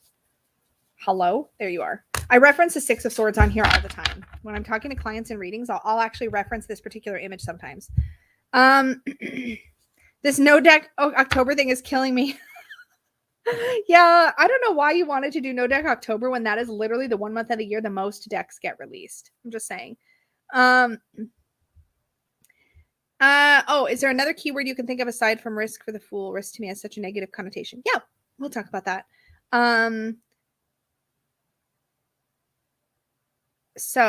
Okay, I want to make sure I don't lose track of what I'm doing here. Okay, so 6 of Swords versus 8 of Cups. So let's talk about it. In order to put these in context, actually, in order to put them in context, let's take a look at the 7 of Cups and the 5 of Swords, because this is something that's really helpful when you're learning, is to look at what came before or what came after, because there's a story told really in every suit, including the majors. And if you start to familiarize with yourself with that story, the cards start to make so much more sense. So let's take a look. I want the 7 of Cups. I just had the 7 of Cups. You think I wouldn't have lost it already. And the 5 of Swords. There's the 5 of Swords. The 7 of Cups should be the back. Shouldn't it? Yeah, 7 of Cups. Okay, so looking at the Zombie Tarot. Okay, 7 of Cups. We were just talking about this, right? This person is daydreaming. Now, in this Zombie Tarot, she's literally daydreaming about all the different brains because she doesn't know which one she would like first, because she's a zombie and she's hungry. Okay, but in real life, the 7 of Cups is like, I'm wanting something more. I'm feeling like I need. This is where you find somebody in grass is greener on the other side mentality. This is where you find somebody who's just, they're craving something. They feel unfulfilled. They're not to that 9 of Cups yet. They're trying to get to the 9 of Cups. How do we get there? Right? So you think about the progression of the suit and you think about, okay, we're in the 7 of Cups moment. We're trying to figure out how to get to that place of fulfillment. But in order to do that, we're going to have to reevaluate what we're doing now because we're not there now. So something's going to have to shift. What's going to shift? Then we have the 8 of Cups. And in the 8 of Cups, in this particular deck, we have this woman who is leaving behind this mall where she clearly was working or shopping or doing something. And she's like, I'm out of here. Like, it's not serving me anymore. And now there's zombies everywhere. Like, I've got to get going. I've got my stuff. I'm getting out of here. Let them go after whoever else they're going to go after. I am not going to stay here in this place that is not good for me. I'm going to move on. And that's what we're seeing in the 8 of Cups, right? In the 8 of Cups, when it comes up in a reading, often we're being told that it's time to move off. It's time to move on from some things that aren't serving us emotionally anymore. They're not serving our emotional fulfillment. Our cups aren't full. Our cups are feeling depleted. We're searching for that 9 of Cups contentment. But to do that, we're going to have to walk away from some things that aren't good for us anymore. Okay. So that's what we're experiencing in the 8 of Cups. In the 6 of Swords, we've just come out of a 5 of Swords experience. So here's our 5 of Swords experience. Right? In this case, there's some people fighting over a rifle. If they worked together, they could probably shoot the zombies around them, right? But they're fighting over this rifle. There's, in a lot of the Rider-Waite-Smith cards, you'll see there's like a bully energy to this card. Like one person's clearly overpowering the other and often doing so at more of an extreme than they need to. And you could be, in the 5 of Swords, you could be the bully or the bullied, right? You could be the person who's going a little too far trying to get your way, or the person who somebody else just went a little too far to get their way. Do you know what I mean? So in the 5 of Swords, you've had this conflict or this fight, right? You've had this drama. You've had this negative experience. And then comes the 6 of Swords. I love the 6 of Swords. In this 6 of Swords, we have a couple on a boat, and all of these other zombies keep trying to climb onto the boat, and she's shooting them and like, nope, this is our boat. This is our safety. You get the F out.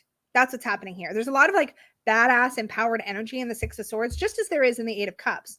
They're both leaving behind something that's not great. But in the 5 in the Five of Swords, there's been some recent real big drama, some conflict that we're kind of escaping from. There's an energy of escape in the Six of Swords. There's an energy of getting away. There's an energy of putting crap behind you. There's also something to be said for the Six of Swords and where our swords are. Are we leaving them on the beach behind us? In this case, she's shooting the zombies off of the boat. Are we leaving them behind us? Or are we bringing them with us as drama, as the kind of thing we're going to use to evaluate all our future situations and our future experiences? Like, how are we handling these five swords, this baggage? Are we bringing the baggage with us? Are we leaving it behind? You can totally evaluate the same thing with the Eight of Cups. But I think a lot of times in the Six of Swords, we're experiencing the need to get away. Whereas in the Eight of Cups, it's very much more of a choice to move away. And the thing you're moving away from doesn't have to be bad. Whereas in the Six of Swords, we're often getting away from something difficult. In the Eight of Cups, sometimes we're leaving something that's been fantastic, that's been great. Maybe we're leaving a job that's always been really, really wonderful, that people have always treated us really nicely, but we just recognize that we're not growing and learning anymore, right? Oftentimes, because it's in the realm of the emotions, this has to deal with the relationships. Maybe we're moving away from a relationship that doesn't serve us any longer, that has nothing to give us, that's keeping us farther away from our Nine of Cups contentment, right? But we still get there. We still want to get there. So the Eight of Cups is our moment where we're like, I'm going to consciously put aside this thing, even if it was good.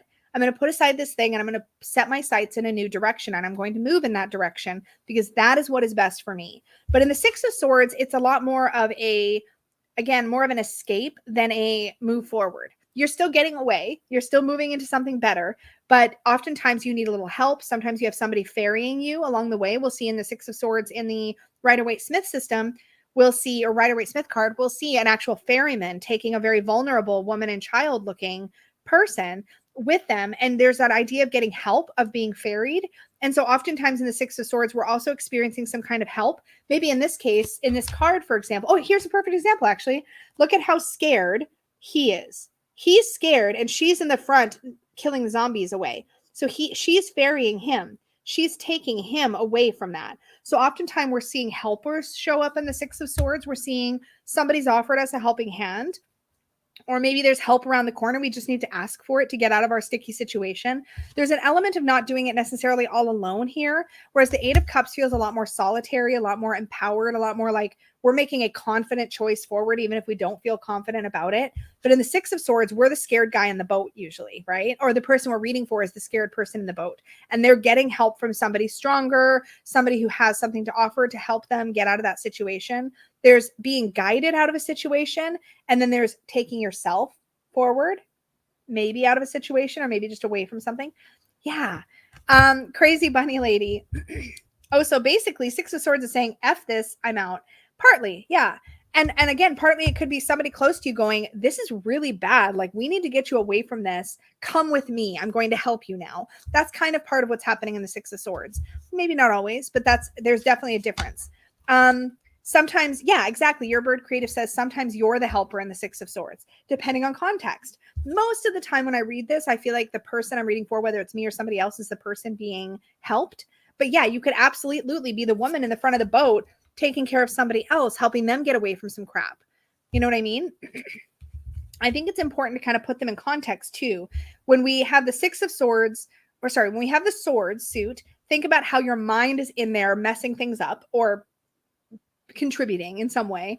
And in the Cups, think about how your emotions are contributing. That will always give you some clarity when you're trying to compare and contrast cards that feel similar but are different, is to ask yourself how their elemental energy is at play. And then go with the image, right? Terra and Tarantulas. I just love that kitschy 50s vibe, right? Box for Housewives is genius. Yeah, it's really good. Mine's in storage because bag, but you know. Yeah, I'm usually not into zombies. That's why I hesitated so long, but it's so hilarious and I'm excited now. It's a great deck. Yeah, Alana says, I still have Peggy bags. Where is it? Where did it go? Yeah, I still have Peggy bags saved up for decks that I'm yet to receive and or haven't even been released yet. I do that all the time. Her freaking boo bags, the little ghosties, if you've seen those, she's put some in the shop already. So cute. She's got dragons coming. So the boo bag, the little ghosties glow in the dark. The little ghosties glow in the dark. So there's ones that are outlined in color, and all the ones that are outlined in color glow in the dark. So it's like ghost fabric. They're cute. They glow in the dark. And if you don't Get that for your Boo Tarot. There's going to be more in the shop, but there's no way that it's getting there. I made her buy that fabric for the Boo Tarot specifically because I'm like, the Boo Tarot. If you guys don't know, Celia Melville, the creator of the Tarot Renard and the Lily White and Lily Black Tarot, is creating a ghost themed tarot of adorable ghosts. So cute. That Boo Tarot that Boo fabric. I keep calling it Boo fabric. The Ghosties fabric that Peggy has some bags out of.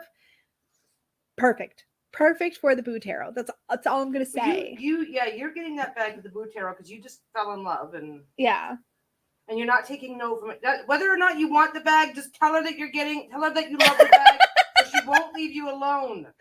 Also, lie to her, lie to the girl. She loves this bag. Let's cut this thing. I've got a walkthrough coming of I think it turned into a deep dive actually. I've got a walkthrough coming of the not the Oak Ash and Thorn, of the Smoke, Ash, and Embers Dragony deck. So keep your eye on the channel for that. And Peggy's working on some dragon bags as we speak. So just saying, pre-orders open for Smoke, Ash, and Embers on the 31st. If you didn't know, now you know. Keep your eyes peeled because that dragony deck is coming. I'm very excited. Okay. How are we feeling about all the questions and all the things? Oh, well, that was fun. Thanks, Dana. Celia responded to someone who asked about the Boo Tarot's arrival, and she said next year. I know we have to wait a while. It's going to be a little bit. It's definitely going to be a little bit. Can we review the Sun versus the World? Oh, sure. Yeah. Those are close together in progression too. So there's definitely some steps taken.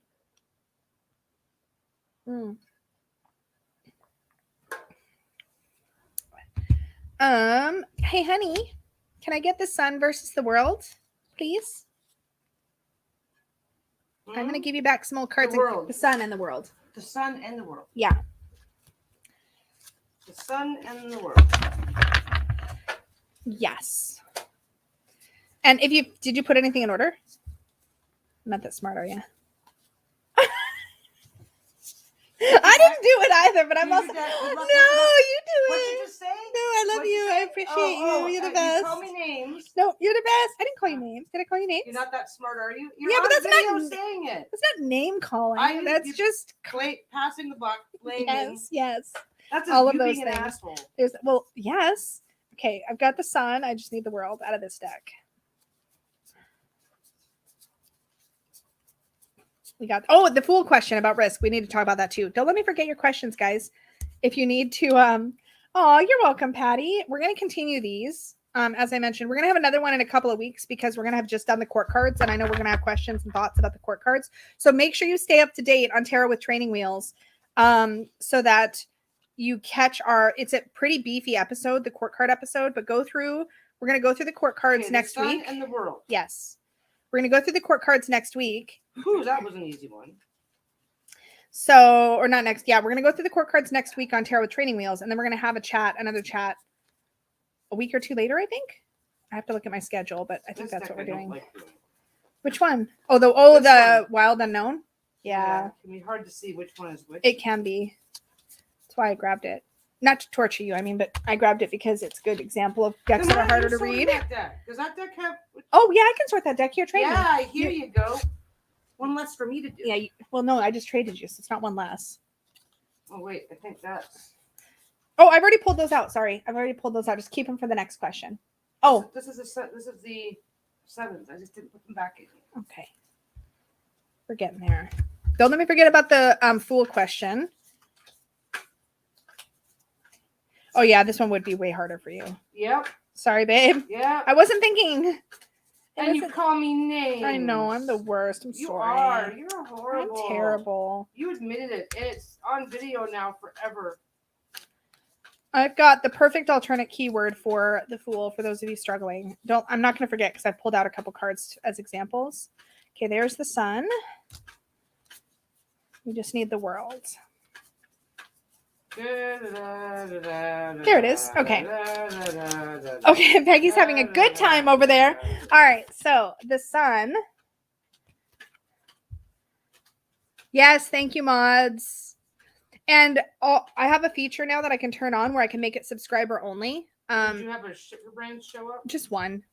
But if Did you already take the sun in the world out of this deck? Yes, I told you that. Yes, I told you that. I'm sorry. No, you didn't. Oh no, I didn't. Oh yes, I did. I'm holding them. Yeah, just went through the whole deck. I'm sorry. I love you. Let me just move on to the next deck now. Okay. Here's that deck. Okay. Here's that deck. Thanks. Okay. Come on, Lisa. We need Peggy to sew. I know, but she has help now, so it's okay.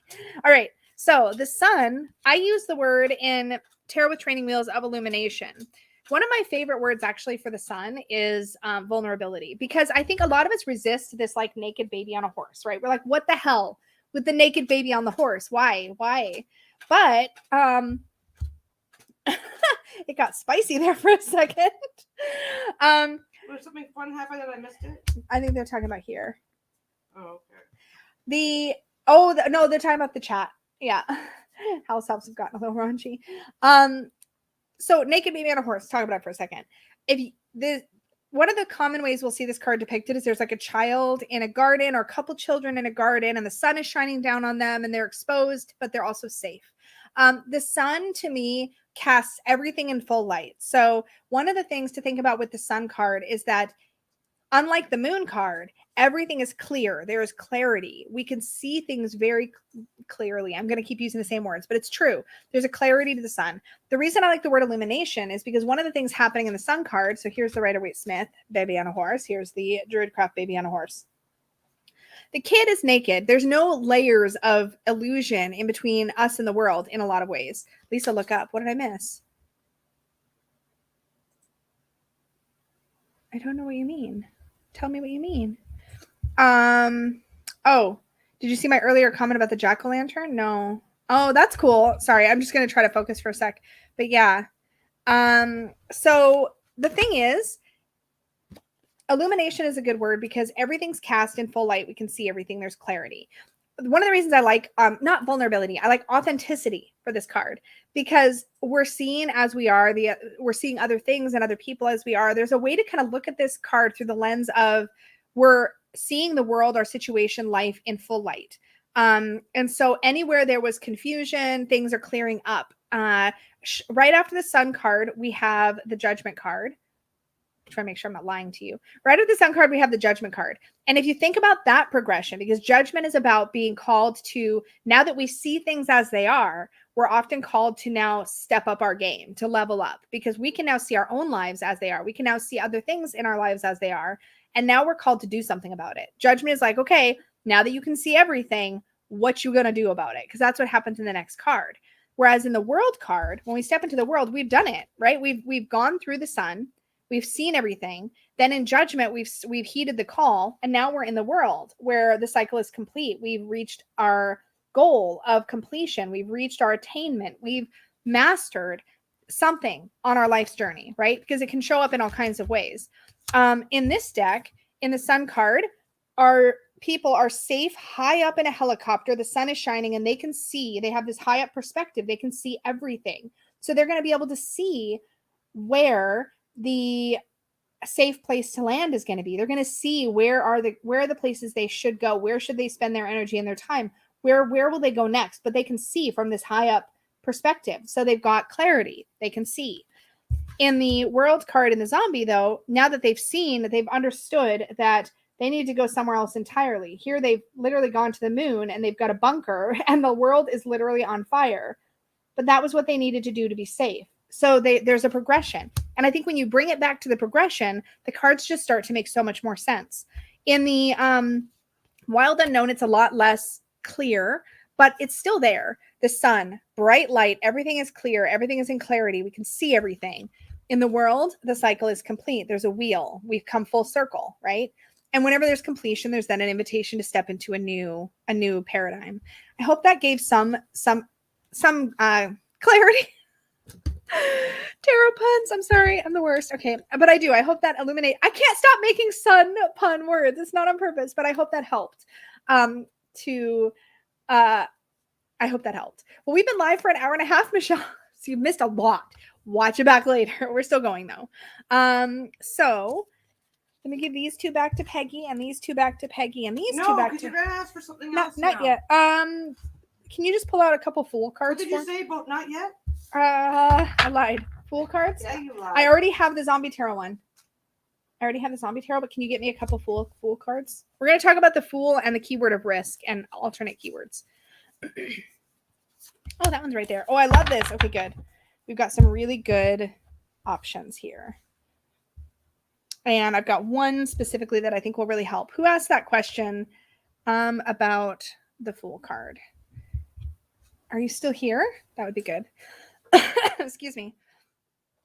I think the Hanged Man and Ferric Pinter deck looks like Mr. Bean. Oh. Well, the Hanged Man, isn't the Hanged Man and the Ferric Pinter deck coming out of somebody's nose? Just wondering.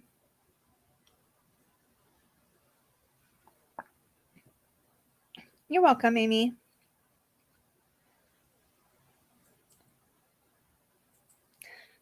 Mr. Bean. How's that going with the Fool card there, babe?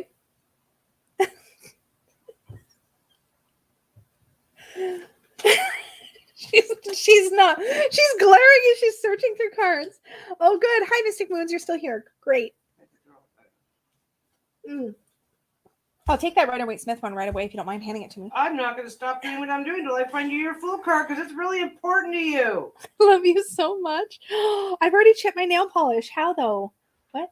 Sorry. I love you. Here. Well, it's not from sorting cards. I'm sorting over here, too. Mm-hmm. Okay. But it's the nose that's coming out of that. Looks like Mr. Bean. Okay, well, all right. Let's talk about the Fool. So one of my favorite keywords for this card. Well, that's me because I'm sitting over here sorting cards. One of my favorite keywords for this card is risk. Now, in my opinion, risk is a neutral keyword. That's what I have here in Tarot Training Wheels, right, is risk. To me, risk is a neutral keyword because I can look at risk in a positive or a negative way. You're taking unnecessary risks in a sentence, right? There's also, it's time to take a risk, right? You can look at it different ways. Without risk, there's no highlights. Without those moments of things, of putting ourselves out there, we don't experience the good stuff. If we always stay safe, we don't grow. Just as if we take unnecessary risks, we're very likely to experience negative things. So you can look at it either way, but I understand that that word can be tricky. So traditionally, we're going to see somebody walking towards a cliff edge, right? That's where we see the risk. We have an animal companion there that could be helping. In the Rider-Waite-Smith, they look like they're warning the person. In Marseille deck, it's like there's a dog running behind our main character, like pulling his pants down, like biting him in the butt, right? So I think you can look at this card and the dog's role a number of ways, right? The dog could be warning us. The dog could be just part of like what's nipping at us and kind of like distracting us. There's a whole bunch of different ways you could look at it. Ultimately, though, the point of the Fool is that, and let's look at the word the Fool for 1 minute. Let's talk about being foolish, right? We could be foolish and that's being dumb, right? Like we're making a dumb mistake. We're being foolish in the wrong kind of way. We're doing things that are putting ourselves in harm's way unnecessarily. That's foolishness. But people also talk about being fools in love, right? I find that word leans even more negative than risk does for me personally. So foolishness is that idea of like exposing ourselves to something. Yeah, blissfully unaware. Exactly. A really good word for the Fool could be naivete. I see that in a court card, so I'm not going to harp on this one too much. But naivete, being naive, can be a blessing and a curse, says somebody who is regularly in that camp of being very naive. Being naive is, yes, it opens you up to more bad things happening to you because sometimes you don't protect yourself the way that you should or could. But being naive also sometimes means that you expect the best out of people, or you've got that kind of like positive layer over the world. And that can be really lovely too. There's positives and negatives to naivete. So naivete is another word you could kind of use to describe the Fool. But let's look at the Zombie Tarot. Here, our Fool, all he really wants is to pay his respects to a loved one. He's got a wreath of flowers he's going to take to a loved one's grave.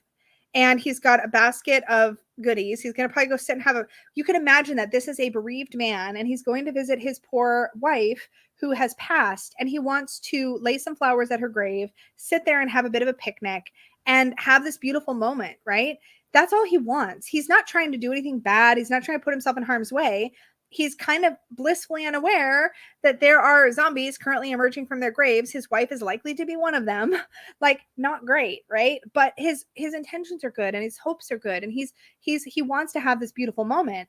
Now, it could be that he goes to his wife's grave and everything is fine and he has this beautiful experience that he wouldn't have had if he didn't walk down that path. But it also could be that he gets, attacked and eaten by zombies. It could go either way, right? It's like, it's a moment of like taking a chance because what we want is powerful and we want to go in that direction. In the Moonchild Tarot, we have, this is such a beautiful card, but we have this sort of universe down here, and she's walking down the steps following, it looks like her wolf guide, and she wants to step into that pure potential of the universe. She wants to step into, I want to be able to see it while I'm talking about it, but that's tricky because then it doesn't focus. But do you see the idea behind this card is that she's heading in a direction. She's feeling pulled towards something that feels bigger and greater. You're welcome. But one of my favorite Fool cards of all time, and actually one of the reasons I brought this deck back into my collection after letting it go some time ago, is the Fool card from the Wild Unknown. This so perfectly captures the energy of what risk is. And so another good word, and this is one of my favorite backup words for the Fool, is the leap. It's a leap. This bird could step off of this branch and its wings might not be strong enough, right? But it feels ready. It feels like it's ready to take that leap forward into the unknown. You see it here in the Moonchild Tarot too. There's a readiness. There's a feeling of being pulled. And there's a feeling of recognizing that it's time to step out of our comfort zone, to expand our comfort zone, to try something new, even if it means we might fail. Because if we don't try the new thing, we also won't ever fly, right? That's why I love the bird, like stepping off the branch for the first time as a picture of the Fool, because this bird doesn't know what the risks are. It's too little. It hasn't had that experience yet. There's no experiences behind the decision or the impetus to step forward. There's no wisdom gained yet. There's just, all I have is the unknown. And am I going to step into that unknown or am I not? And sometimes the Fool card does come up as a warning, like, whoa, birdie, you're not ready yet. Your wings aren't strong enough yet. You need to pull back. But sometimes the card comes up to tell us it's time to take that leap forward. So leap can be a really great alternate keyword for the Fool. And there's some other ones coming up here as well in the chat. And if you guys have others you want to share, My Heart's Journey shares innocence. Innocence can be good and bad, right? Innocence can be pure and lovely and beautiful and can open you up to some wonderful experiences, but it can also get you in trouble. Van Morse says new beginnings. Yes, with every new beginning, there are inherent risks tied with the chance. The Fool is essentially gambling, right? That's what the Fool moment is. It's a gamble. It could pay off, or it couldn't. It could be great, could be not great. And all of that, some of that is really left to chance. And the Fool will learn that later on in his journey when he encounters the Wheel of Fortune and recognizes that sometimes, even when you feel like you're at the top of your game, something's going to come along and be like, nope, you're on a different cycle now. But these are all lessons the Fool has yet to learn at this stage of his journey, which I think is really important to remember. Whew, you can have these back. Thank you. I'm going to sip some more coffee. Yeah, Into the Unknown. Oh my God, I've got this song in my head now. It's such a good song. Are you going to watch something else? Maybe. I haven't gotten any other questions yet. Okay. I would like another cup of coffee. So would I. Guys, am I pushing it? I think I might be pushing it. You're pushing it. I wasn't asking you. I know what you're going to say. Good. I'm glad that was helpful. This Wild Unknown is really special. You got to know when to hold them. Oh no, I'm starting to sing it. Know when to fold them. I'm not gonna keep saying it because I'll start singing. She asked. Who asked?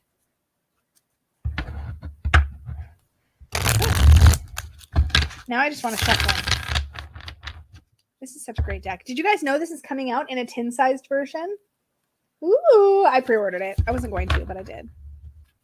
It was cheap. It was like $20 Canadian, which is like real cheap. T-Cat says, my problem with tarot is that I can find many different meanings for cards when doing a reading. Usually this gets me confused what the cards really want to say. How to get the message more clear. I was talking about the coffee thing. Yeah. So this is a really complex question with a lot of different answers. Learning how to read in combination is a whole other layer. And actually, maybe that's what I'll do with the next course. Maybe we'll do reading with combinations and then do intuitive after. I've got to think about it. I can maybe layer them together. We'll see. We'll see. I think one of the important things to remember is that you can treat, and we talked about this a little bit in the last Q&A, but the simplest place to start with reading in combination, and this is, sorry, let me back up. When you say you find many different meanings when you're doing a reading and gets you confused, the first place I go is to read in combination. That's the leap I didn't explain out loud. So you've got 3 cards on the table. Maybe you've asked a question. Let's just do it here. Let's do an exercise. Let's say you've asked a question, should I leave my job? Or like, what do I need to know about my job? Or something like that. Let's keep it more open-ended. So what do I need to know about my job right now, right? Let's say you're open to any kind of information about your job. So you shuffle your cards, you pull 3 cards to answer that singular question. And this is assuming you're not working with spread positions, right? So let's assume you're not working in spread positions. You're just pulling 3 cards to answer a singular question with no predefined whatever. So I've gotten the 7 of Pentacles, the 3 of Cups, and the 10 of Pentacles. Okay, 7 of Pentacles, we just discussed this, is evaluation. So let's stick with let's use the Tarot Bootcamp for Beginners or no. Let's use the Tarot with Training Wheels method. So we've just focused on a single keyword, okay? So let's say our keyword for the 7 of Pentacles is evaluation. Okay, let's say that the 3 of Cups keyword is connection. I'm just making this up, okay, as we go along. Some of these might line up, some of them might not. 3 of Cups, let's say it's about emotional connection, okay, or connection. And let's say that our 10 of Pentacles is about like legacy and security. We'll say security for this one. I think we can see, actually security is more 9 of Pentacles. We'll say legacy. We'll say legacy for the 10 of Pentacles. So now put those 3 words in a sentence. This is a method I learned from Lenormand. So we have evaluation, connection, legacy. So right away, if I were to make a sentence out of those 3 words without putting them in a different order, I would say I'm evaluating. So I've asked about my job. What do I need to know about my job? Well, you're evaluating your connection with others in this organization and how that's going to impact your ability to have a legacy. You're looking at your long term. So now I begin to extrapolate from that. Now I'm looking at, okay, so I'm really kind of looking at my job as something where I feel like I need to take a look at how the dynamics, the social dynamics, maybe at work between different coworkers, maybe with new management, maybe between me and my boss, how those connections are impacting, either helping or hurting my ability to grow in this organization, to continue to develop in a way where I can earn more money and have more to feed my family, et cetera, right? So you kind of begin to build a story based on that sentence. So you start with word, build a sentence off that word. Remember, this is the most important thing. It doesn't have to be right, because as you explore it, you'll start to unpack more and more about what it could mean. So you start with word, you form a sentence, you start to explore what that sentence could mean, and then it becomes more after that. The best way to start learning in combination, and again, I think this would be a really, really good thing to do in my next course, but I think the best thing to do with combination is to start small. Don't try to read 10 cards at a time with no spread positions. Spread positions is a different way of reading a combination. But if you're just learning to read how the cards talk to each other, try pulling 2 or 3 cards to answer one question and practice putting them together. And yeah, so Van Morse says, to achieve the ultimate success, you need to evaluate your connections and networks. Exactly. Yes. Evaluate connections to achieve success. Is there any other meanings that maybe jumped out at you guys from this combination? So again, we had evaluate, connections, legacy/success. Success is another great word for the 10 of Pentacles, by the way. You're welcome, my heart's journey. Yay. Obviously, there's a ton of layers to reading in combination. But I think what I see happen a lot, and the reason I want to do a course around it is because what I see happening a lot in the sort of tarot tutelage world is people are like, oh, let's show you what the 4 of Cups and the 8 of Swords mean together. Well, I can hand you a meaning, but that doesn't help you learn how to mix and match, right? I like to think of card combinations a lot like, did you guys remember those flip books when you were a kid?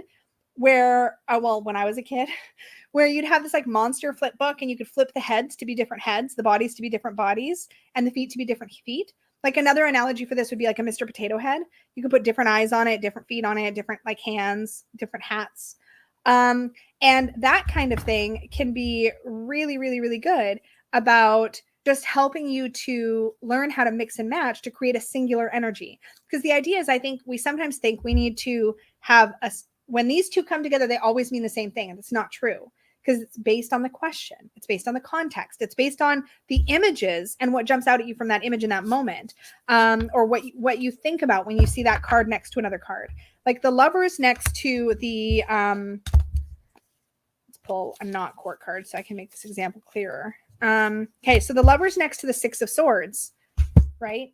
You're going to read the Lovers different in this context, right? Than you would read if you had the Lovers next to the Ace of Swords, right? It's going to be different. So if I try to, and that same combination with a different question, the Lovers and the Ace of Swords, as an example, if you pull this combination and answer to what's happening in my love life, that's going to mean one specific kind of thing. But if you pull these two cards in response to a question about your job, it's going to mean something else entirely. So the context is so, so important. Yeah. I hope that helped. I do think I'm going to have to wrap this one up. I've been on for about 2 hours now, and my voice is starting to crack a little. So I'm going to get some more coffee and prep for our IKEA delivery. He's only got 3 stops in front of us now, so he's getting closer. So yeah, I think we're going to have to prep for that. But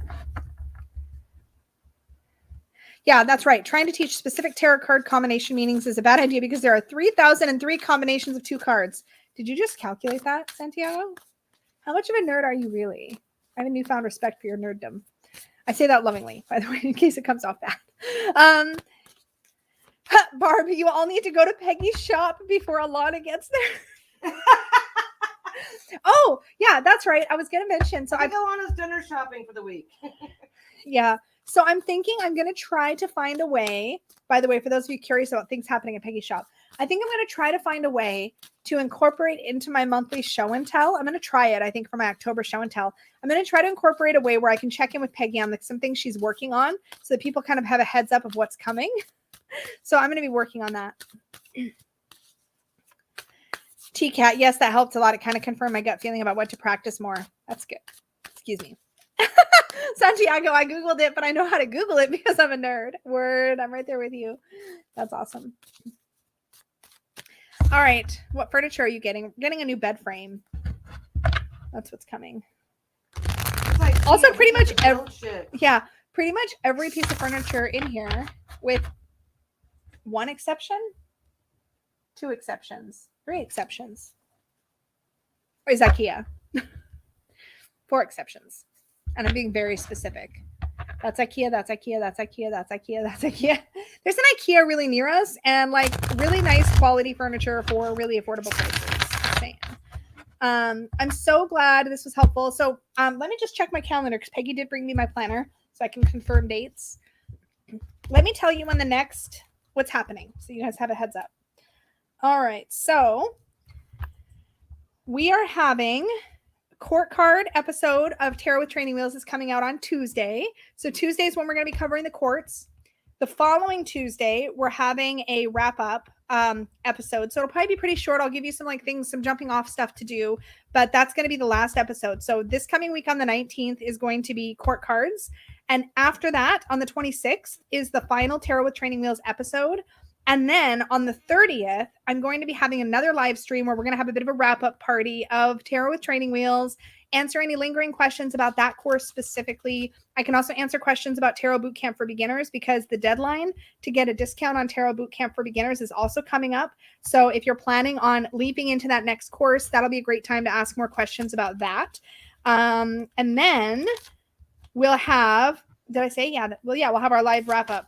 And then I'm going to try to have another Q&A that's more generically about learning tarot sometime in November. If not November, it will be in December. But I'm planning one loosely for the middle of the month in November to have another Q&A just more generically like this where we can talk about tarot questions and like reading for ourselves and all that good stuff. So keep your eyes on the channel for that. Other things coming up you might want to know about. I'm having a anti-haul coming up next week and a this or that episode coming up next week. Barb just mentioned the membership. For those of you who are badass unicorns, we're going to be talking about some difficulties and tricky things about navigating family at the holiday time. So we're going to be talking about that for Badass Unicorns next week, having our Self-Wish Saturday next week as well. And I'm going to be giving some advice and tips for aspiring pro tarot readers for magical unicorns the last week of the month. And I think that's pretty much all the things that are coming up in October. Peggy's got another pick a card coming. I've got my walkthrough of Smoke, Ash, and Embers Tarot coming in October, and that will take us through the end of the month. Also, since I have you all here and your rapt attention, thank you so much. Three Fat Readers is having a special Halloween episode live stream on Halloween itself. So on Sunday, October 31st at 9:30 a.m. Pacific time, myself, Danny of Danny Mystic, and Dustin of Modern Metaphysique are getting together on Halloween morning to talk Halloween spoopy things. So come hang out with us. That's going to be super fun. If you don't know about Three Fat Readers, it is a collab channel with all three of us that I just mentioned, Danny Mystic, Dustin Modern Metaphysique, and me. We usually have a live stream about once a month, and we have a blast. So we go live. We get gussied up. I don't know why. We all look the nicest at Three Fat Readers. That's when we do the most stuff. It's so funny. Well, at least I do. And it'll be really fun because it'll be Halloween. So that's happening.